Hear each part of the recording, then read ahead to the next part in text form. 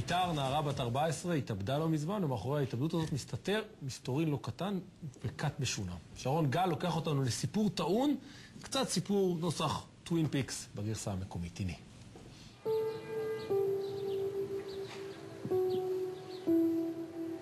בית הקברות של זיכרון יעקב השבוע. הקבר הקטן, החריג הזה בקצה השורה, מספר סיפור מוזר, מסתורי, רווי יצרים. מסכנה בחייה ומסכנה במותה. לנערה שקבורה כאן קוראים מיתר, על שם המשפחה יש מחלוקת. לפני חודש בגיל 14 היא כורכת חבל סביב הצוואר ושמה קץ לחיים קצרים לא פשוטים. על פי כל הסימנים היא לוקחת איתה סוד גדול. בשבועות האחרונים ניסינו לפענח.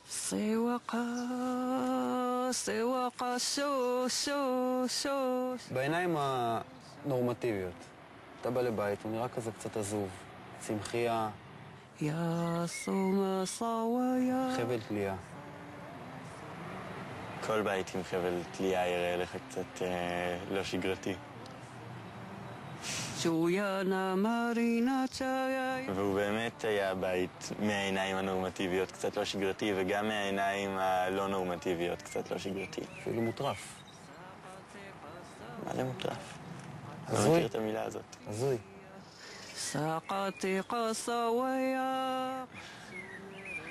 כן. איזה כיף.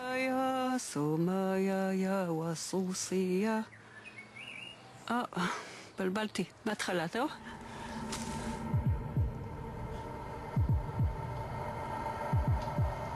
אתה מצליח היום בדיעבד לשים את האצבע על מה הרג אותה באמת בסוף? כן, אני יכול לשים את האצבע, אני לא אגיד את זה.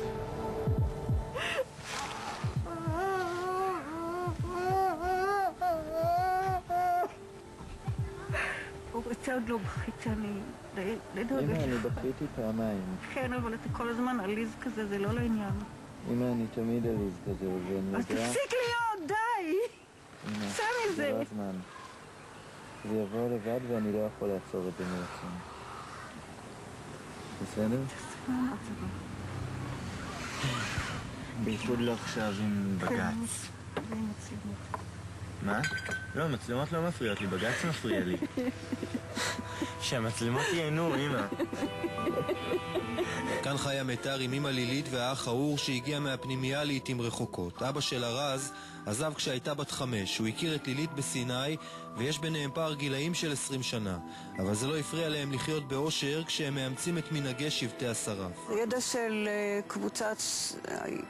קבוצת שבטים עתיקה, אסופת שבטים שחיה, הפסיקה להתקיים בצורה מסודרת על האדמה לפני משהו כמו 11,000 שנים. יש כוח עליון, אבל הוא פחות עליון מהעליון כביכול של הדתות האברהמיות. מה הוא? הוא בעצמו נלחם. במה הוא נלחם? וואלה, אין לי מושג. יכול להיות שהתחברתי על זה פעם לפני הרבה שנים, וזה נראה לי נורא מרתק, אבל זה היה לפני הרבה זמן. ומה הבנת בדרך? שזה פתח לכל דבר בעצם. זאת אומרת, כל דבר אתה יכול להגיד, טוב, אז אלוהים אמר לי לעשות ככה. אבל זה סוג של שיגעון? תלוי למה זה מוביל.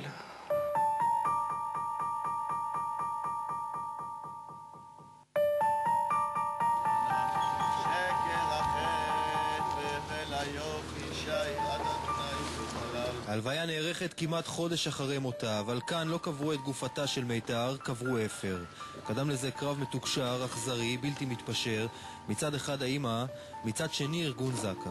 הם נראו לי כמו אוכלי נבלות פר אקסלנס.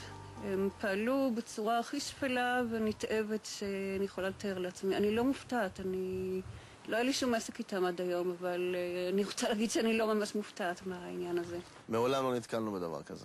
נתקלנו בהרבה אנשים שמבקשים לשרוף את עצמם, אבל מאמא שהתנהגה ככה כלפי הילדה שלה, לא ראינו. לעצמך, זכותך לעשות מה שאת רוצה. תביאי אותה לקבורה. יכול להיות שאת לא מצליחה עכשיו לממש את כל השאיפות שלך, יכול להיות שתוכלי לעשות את זה אחר כך, אבל את לא חייבת להחזיק אותה בקירור. 11 יום, למה התקופה ידעתך על הבת שהיא רצתה לוויה? סליחה, טוב, ולמה רשות הדיבור שלי עכשיו, ויש לך הזדמנות לשחרר אותנו מלפיתתך האינקוויזיטורית. אולי הגיע הזמן שתעשה ברית מילה? אולי הגיע הזמן באמת, מתישהו. תחזור לעם היהודי? כן, אפשר. אולי הגיע הזמן... אוי ואבוי, אתם גם תאספו את חלק הגופה הזה ותקברו אותו?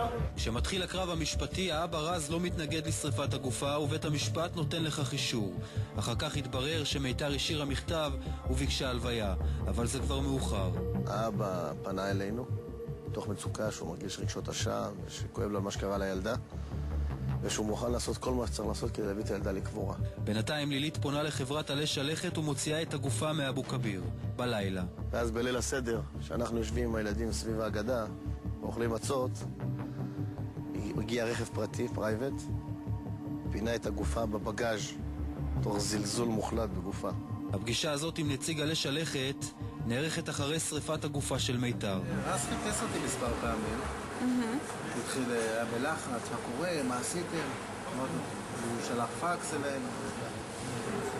אמרתי לו, תשמע, אנחנו פועלים על פי הנחיות מפורשות, על פי חוק, אתה יכול לשלוח מה שאתה רוצה. זה בעצם... היי, קלטת וידאו, הבאת לי? לא הבאתי לך, כי אני יודע שאלון דיבר עם ההוא, שתשקלו שוב, האם אתם רוצים לצפות בזה. אני רוצה לצפות בזה. בזקה לא מרימים ידיים. עכשיו כשנודע להם שהגופה נשרפה, הם יוצאים לחפש את האפר כדי לקבור אותו. עקבתם אחריהם? גם. ואז מה? ואז יצאנו למבצע. הם מקבלים מידע על טקס פיזור האפר שאמור להיערך בחוף הים בניצוחה של לילית. טקס היה שם באזור ההוא. ראינו. לשרוף גופות נראה לו יותר נכון ברמה.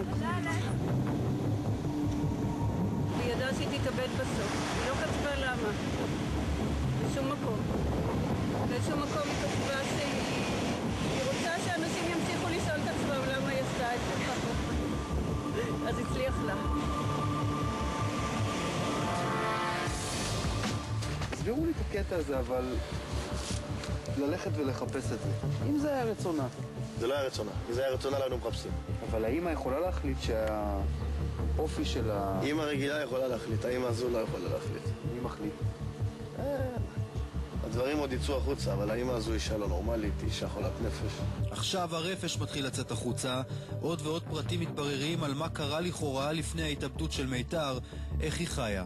היא כנראה גם גרמה חלק גדול ממה שגרם לילדה שלה להתאבד.